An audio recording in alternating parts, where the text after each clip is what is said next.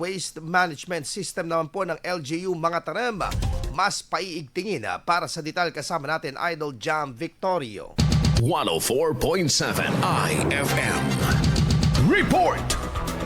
Nanindigan ang lokal na pamahalaan ng mga tarem na mas pagbubutihin ang pagsasakatuparan ng komprehensibong waste management at environmental programs sa bayan kasunod ng pagkilala bilang Best Solid Waste Management Implementer sa Region 1. Ayon sa LGU, patuloy na tinututukan ang mga isyu at hamon sa kalikasan upang mapanatili ang kalinisan sa bawat sulok ng bayan. Kabilang sa mga environmental activities, ang Palit Basura Program na nagpapalit ng grocery items sa mga nakukolektang basura sa bawat barangay. Ang mga basura na nakukolekta sa naturang programa ay dumadaan sa classification upang gawing organic na pataba ang mga nabubulok, garlands at idealize ang mga plastic at magazine, habang ginagawang eco-bricks naman ang recyclable na ginagamit sa mga infrastruktura sa bayan. Kaugnay nito, inihayag ng lokal na pamahalaan ang seryosong pag-abot sa pagiging cleanest town in Pangasinan sa taong 2028. Kasama mo mula dito sa IFM Dagupan, ito si Idol Jam Victorio. Tatak, IFM.